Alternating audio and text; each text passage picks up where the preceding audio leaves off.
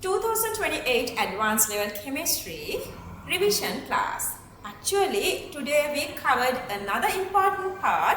Actually, we covered two different topics. The first topic is to understand the evidence of that electrons are in different energy levels, and then from that we move to electron configurations. So the very first part, we did three different evidences. The very first one is the atomic spectrum. We did earlier why there is a spectrum, why there are spectral lines.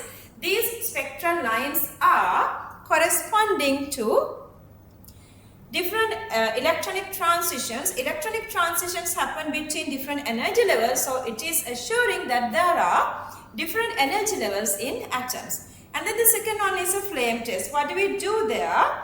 In the flame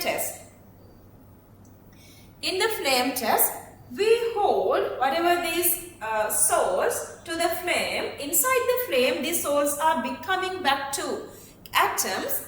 When these atoms are having outer shell free electrons, those are going to higher energy level. When these electrons are coming down to lower energy levels, they emit energy as radiation. If that radiation energy fall onto the visible region, we see colors. So that we see different colors in the flame. You guys have to memorize all the colors of S block, group 1 and group 2 elements. We're going to come to that later again. For now, remember we did the flame test. And then the third one is, we did a couple of questions as well. And then the third one is the successive ionization energy data. To understand that, we did two different definitions of ionization energies. First ionization energy and the second ionization energy. How much energy you are absorbing to remove the first electron, how much energy you are absorbing to remove the second electron. After understanding first ionization energy and second ionization energy, we understood this phenomenon, why lithium is having three different ionization energies, and the gap between these first and second ionization energies are greater, so that we can say lithium has 3 electrons. First electron is getting away from the outer shell. Other 2 electrons are in inner shell. Same way we did this for beryllium.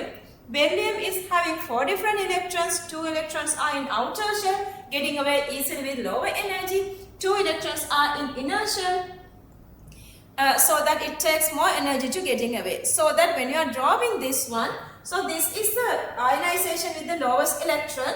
So it takes less energy. So the second electron and the third electron ionization energy is the greatest. And if you are going with the beryllium again, beryllium has 4 electrons. Beryllium has 4 electrons. This is the very first electron, very least energy. Second electron is this one. First 2 ionization energies are closer. Second one to third one, ionization energy is the greatest. Third to fourth is again less, because you guys can see first and last 2 electrons, the away from the nucleus has 2 electrons, and the closer another 2 electrons, so that the gap between n equals to 1 and n equals to 2 is greater here. That is another evidence to say that electrons are in different energy levels. Once you've done that part, we came to these 3 different conclusions. These 3 conclusions are, number 1, sudden small increasements, these transitions between sub-energy levels, sudden large increasements, transition between main energy levels. Ionization energy is always increasing. That's because when electrons are getting away, electron number is less comparing to proton number, so that the nuclear attraction is greater. After that, we move to talk about this to write the electron configurations. NLX, N is the principal quantum number or the main energy level, L is the azimuthal quantum number, the sub-energy level, and X is the number of electrons in that particular energy level. So we were using 6 different rules. First 2 rules I was taking together, it's easier. The very first one, main energy level having 2n squared number of electrons, and sub-energy level is having 2 into 2L plus number of electrons. And the third one is the Aufbau principle that explains electrons are filling with their increasing order of the energy levels, so that this is the way electrons are filling. I want you guys to memorize this increasing order of electron filling. And then the fourth one, Pauli's exclusion principle, antiparallel. Only the antiparallel is inclusive, all the parallel are exclusive because parallel spinning increase the energy, antiparallel spinning decreasing the energy. And then the fifth one is the Hund's rule.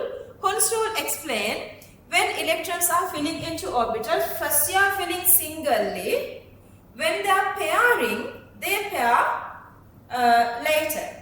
When they fill singly, spinning is supposed to be parallel, but when they are pairing, spinning is antiparallel. And then the last one is filling of half-filled orbitals and completely filled orbitals.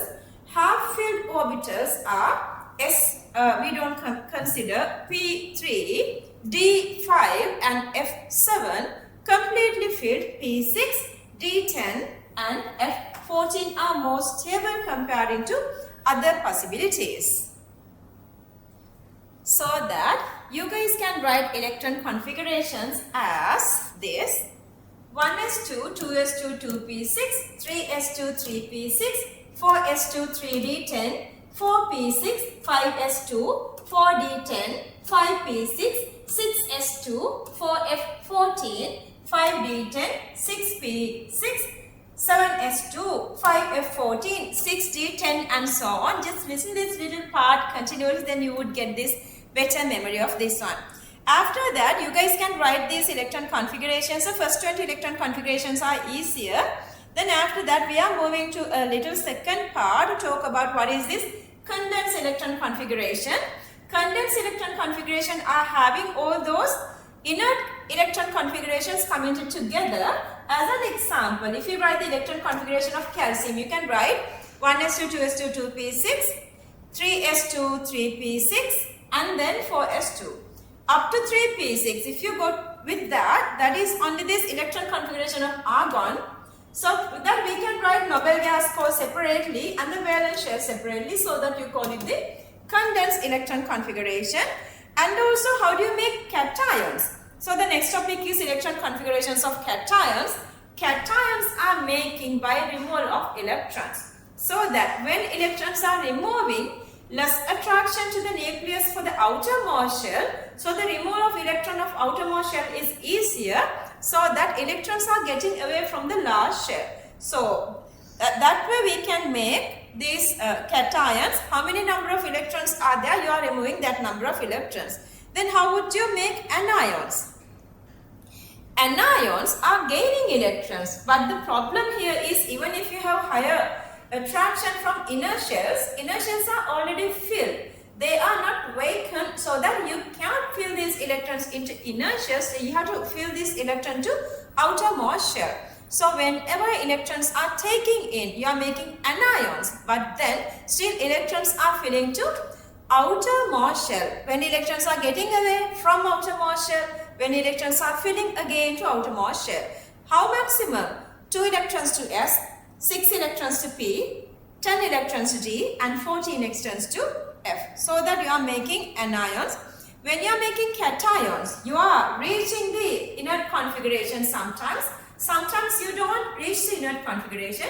When you are reaching the inert configuration, it is always one period above this element is existing or accommodating. But for anions, same period, last shell, last group 18 inert configuration of the same period they are gaining. Remember, cations may or may not reach inert configuration, but for anions they are always reach the inert configuration.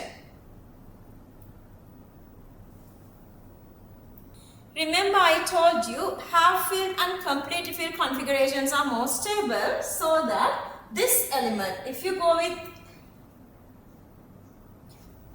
number 24, chromium 4s1 3d5, this doesn't exist as 4s2 3d4. So the 3d5 is more stable, so they rearrange to exist as 4s1 3d5. Same way you can go with 29th element, that is copper, atomic number 29. This is existing as 4s1 3d10, rather existing 4s2 3d9, because 3d10 is more stable rather 3d9, so that it's rearranging to make this arrangement more stable. Likewise, I want you guys to practice to write electron configurations for first 54 elements, and you guys know a couple of these elements are having very different from all these other electronic configurations, even whatever these 6 rules you were learning. So these electron configurations are deviating from those 6 rules as well. For those, there are no any other rules for your scope. You have to memorize all these electronic configurations up to first 54. But after that, if you can divide all those electron configurations considering their large shell or the valence shell configuration as ns1, s2. So 3 electrons ns2, np1, 4 electrons ns2, np2, 5 electrons ns2, np5, 6 electrons ns2, np4, 7 electrons ns2, np5, and 8 electrons ns2, np6, so that we can categorize these to group 1, group 2, and then 13, 14, 15, 16, 17, and 18. If I go through the periodic table, likewise, using that you are building up the periodic table so that you guys can see this is group 1, group 2, and see 3, 4, 5, 6, 7 up to 12 are D block elements.